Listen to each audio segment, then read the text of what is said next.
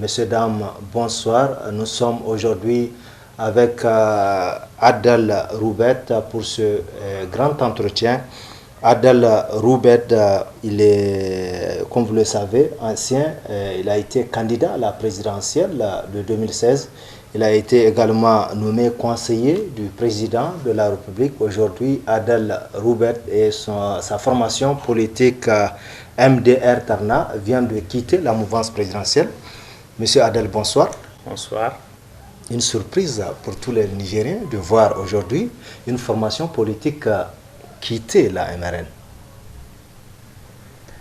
L'étonnement est peut-être dû à la méconnaissance de la situation profonde dans laquelle se trouve le pays alors. Parce qu'aujourd'hui, il n'est plus possible de se taire. Et des hommes, avant nous, ont dit ça. N'ayant absolument aucun contrat personnel avec qui que ce soit, notre formation politique a décidé qu'il est grand temps qu'elle prenne ses distances avec une gestion politique et économique qui ne va pas dans le sens de ses principes et de ses idéaux. Adel, vous êtes, pour nos téléspectateurs, vous êtes également conseiller à la présidence de la République, comme d'ailleurs presque tous les candidats malheureux nommés à la présidence. Vous êtes également nommé à la présidence. Est-ce qu'aujourd'hui, avec recul, ce choix que vous avez fait au lendemain du premier tour? Vous utilisiez tout à l'heure le présent. Nous avons été nommés conseiller spécial du président, nomination que nous avions déclinée parce qu'à notre avis, il n'est pas nécessaire ni de toucher aux contribuables du peuple nigérien, ni d'avoir un titre pour donner des conseils à quelqu'un qu'on avait soutenu. Donc nous avons catégoriquement décliné la nomination. Donc voilà pour ce qui est du poste de conseiller spécial. Avec recul, est-ce qu'aujourd'hui, regrettez-vous ce choix que vous avez porté à la personne de Mamadou Issoufou? À l'époque, les raisons étaient valables. Le temps a montré qu'on avait peut-être fait, pas forcément, mais on n'était pas des divins. C'est-à-dire on ne pouvait pas a priori savoir comment les hommes vont faire. On avait cru les hommes sur les paroles qu'ils ont prononcées. Et je peux vous assurer qu'à l'époque, beaucoup de Nigériens pensaient que peut-être le président allait rectifier les erreurs de son premier mandat.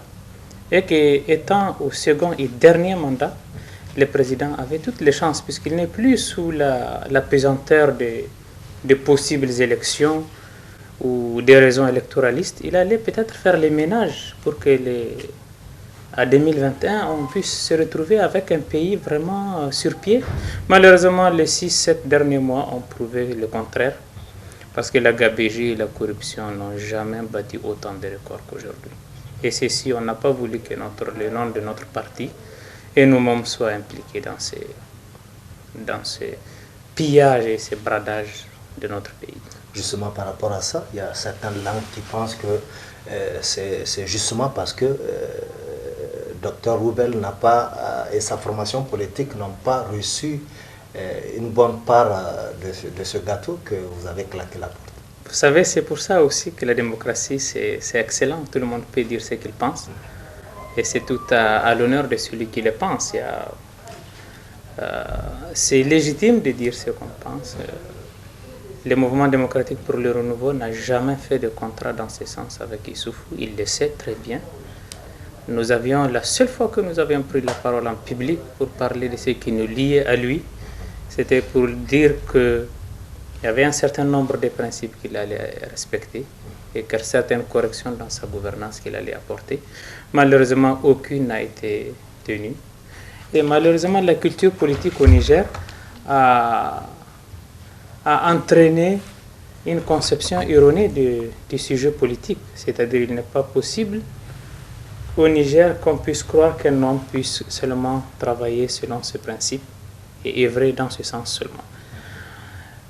Donc voilà, sinon le président Issoufou, entre notre parti ou entre la mouvance présidentielle et notre parti, il n'y a jamais eu de contrat dans ce sens qui consisterait à ce qu'on nous réserve des parts.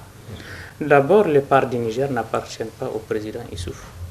Elle appartiendrait, s'il y avait de la logique, aux compétences de ces pays, indépendamment de leur formation politique. Monsieur le Président, dans votre récente déclaration, vous allez parler de corruption, d'enrichissement illicite extrême des proches du Président de la République. Est-ce à dire ici que votre parti ne part pas loin dans ses propos? Nous pensons même pas aller, nous sommes restés plutôt, on n'est pas du tout allé loin. Les citoyens lambda le savent. On ne peut pas cautionner que quelqu'un qui, il y a 4 ans, était dans une maison de location se retrouve milliardaire. On s'étonne. Et ceci n'est pas clair. Malheureusement, tout le monde sait. Et nous avons décidé de ne pas nous taire vis-à-vis de cette corruption extraordinaire et surtout de ces vols de deniers publics. Donc ceci il n'est pas possible de se taire en fait, si du moment qu'on se soucie de ces pays. Corruption, enrichissement illicite, les moyens, manque de moyens aux forces de défense et de sécurité, la formation d'un gouvernement d'union nationale forcée, l'arrivée des artistes au sein de cette mouvance. Voilà entre autres raisons que vous avez évoquées justement pour claquer la porte. Pourquoi vous avez attendu aussi longtemps pour quitter? Vous savez, en politique, la précipitation n'est pas forcément la meilleure façon d'agir. Il fallait prendre le temps d'être sûr que ce qui se passe là n'est pas dû juste à l'erreur, mais plutôt à une intention bien délibérée d'aller dans une direction qui n'est pas celle que nous avions choisie ensemble après le deuxième tour. Et encore une fois, le gouvernement d'union nationale reste injustifié à notre regard. Il n'est pas possible de comprendre ou d'expliquer aux Nigériens que quand vous avez 92% des voix qui vous ont soutenu, avec une majorité plus que confortable, bon Dieu, pourquoi faire un gouvernement d'union nationale? Nous ne sommes pas en guerre. Et puis la question de savoir que c'est à cause du terrorisme et de la sécurité, s'il vous plaît. La France se bat contre le terrorisme et les États-Unis. Pourtant, il y a des oppositions. Donc ceci reste, comme nous le disions dans la déclaration, un argument fallacieux. Et la deuxième chose encore, nous l'avions dit, c'est que le président est entouré par tous ceux qui étaient autour de Tanja. Pourquoi les gens ne le disent pas? Nous le disons dans l'intérêt de ces pays. C'est-à-dire on ne peut pas espérer qu'avec des causes qui avaient produit un effet il n'y a pas longtemps, on puisse espérer un autre résultat. Donc, pensez-vous que nous allons également aller vers la révision d'une constitution pour permettre au président Issoufou de continuer comme Tanja l'a fait? Je ne sais pas ce qui va se passer demain. D'ailleurs, c'est pour ça que je savoure chaque jour. Il est clair que si les faits doivent être interprétés, les faits sont inquiétants. On se retrouve avec une majorité qui n'était pas nécessaire. On se retrouve entouré de personnes, une fois qu'il avait poussé un président qui avait dit qu'il était un homme de parole, qu'il ne l'ait pas touché à la Constitution, et qu'il a pourtant touché. Donc je pense que notre inquiétude est justifiée.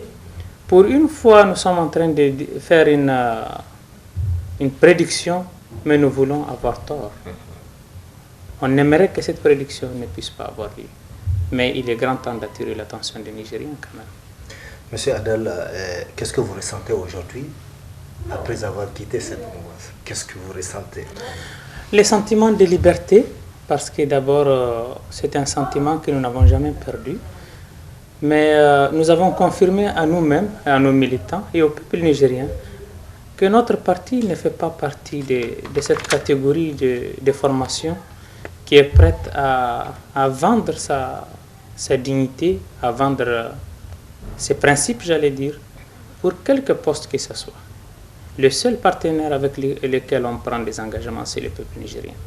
Et ces derniers, nous avons pris l'engagement de nous assurer que sa souveraineté est bien assurée. Ensuite, de nous assurer que tous les voleurs qui sont en train de prendre les biens publics, tôt ou tard, seront sous les verrous. Ce n'est qu'une question de temps. Et la roue de l'histoire a la terrible habitude de tourner inexorablement. Donc nous appelons d'ailleurs les hommes à se ressaisir, parce que le défaut du Nigérien, ou du moins la mauvaise habitude, c'est d'attendre que le climat change. C'est extrêmement regrettable. Les nations ne changent pas comme ça, c'est les hommes qui changent les nations. On les vole, la gabegie se nourrit du silence des hommes. Votre formation politique, est-ce à dire, donne une leçon aux autres qui se taisent au sein de cette mouvance?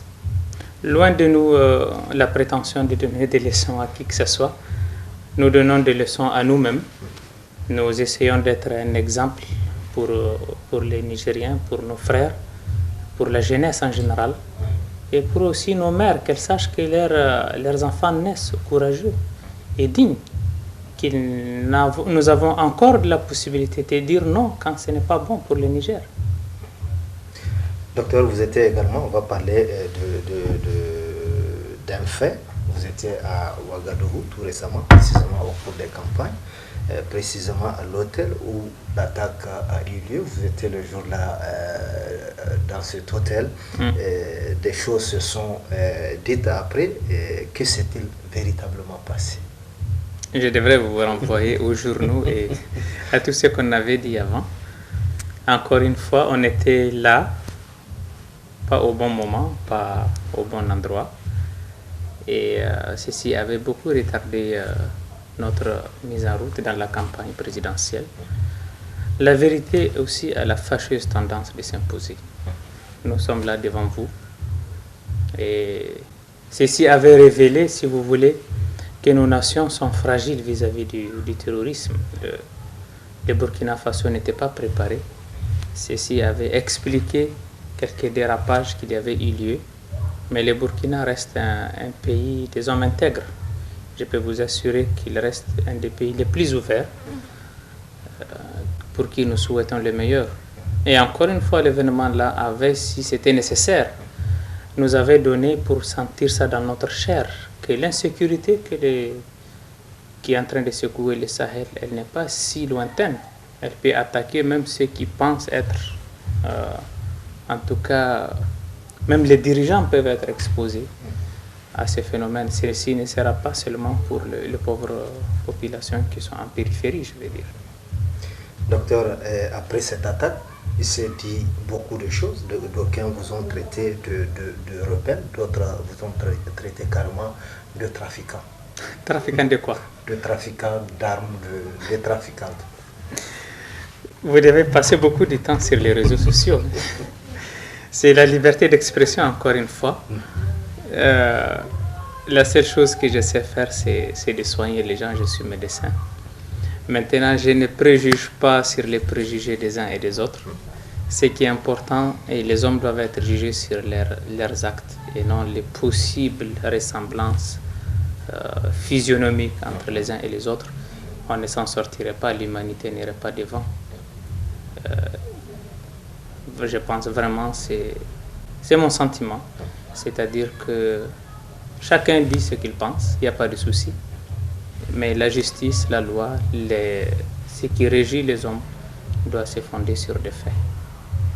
Et les faits, c'est que nous avons quand même essayé pour la première fois de ces pays, un jeune parti, a essayé sans coloration d'amener quelque chose pour le peuple nigérien, un peu d'espoir. D'ailleurs, c'est notre seule formation qui avait proposé le service militaire, alors que c'est un article de notre constitution qui le dit.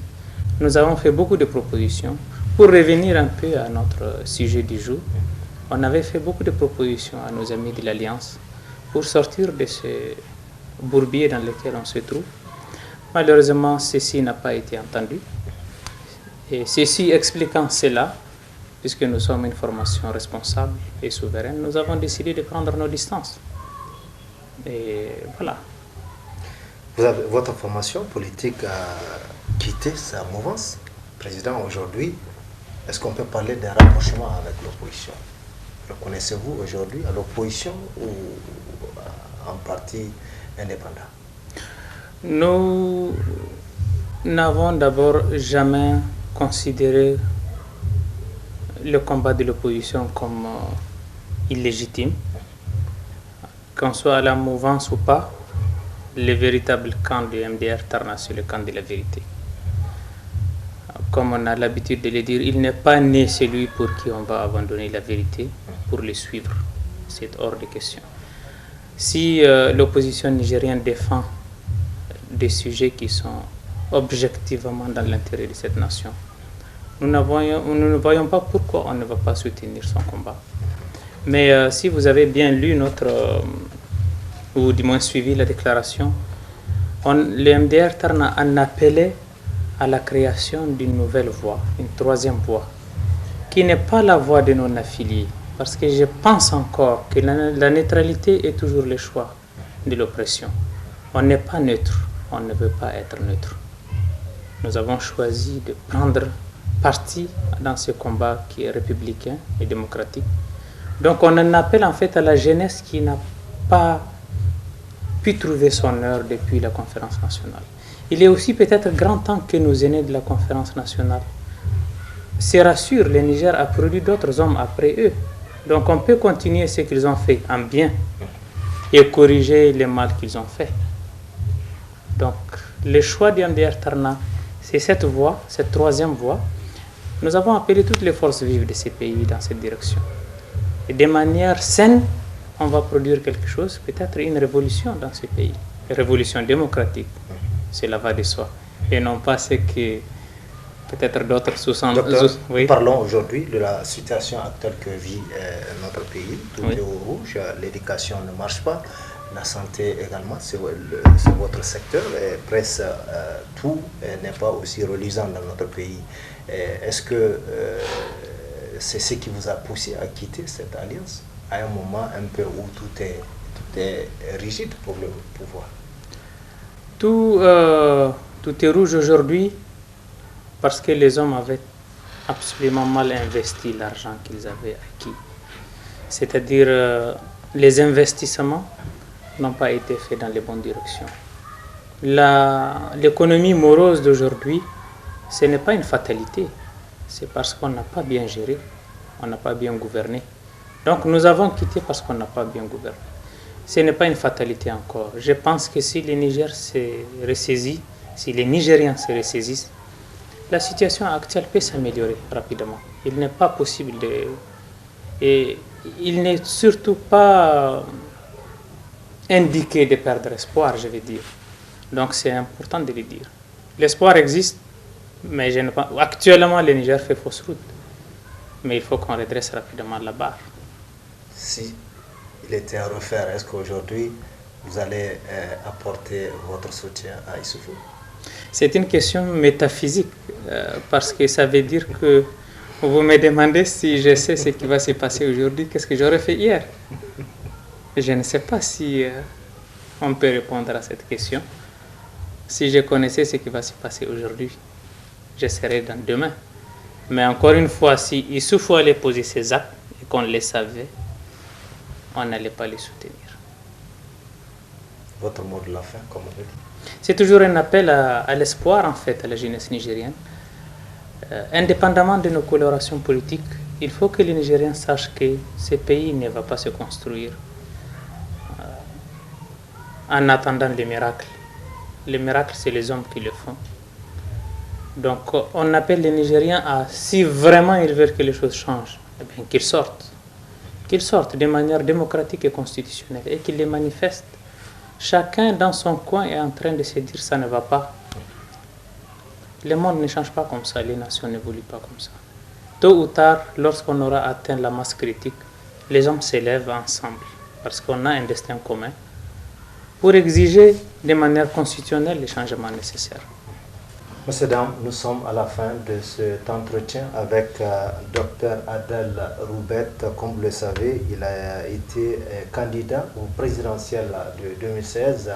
Il a été également conseiller du président de la République, il a décliné.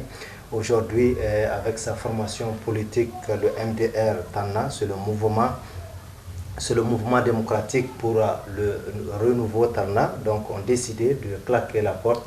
Docteur, merci de nous avoir accueillis chez vous. Merci. Messieurs, dames, c'est tout pour cet entretien. Merci de nous avoir suivis nombreux. Au revoir.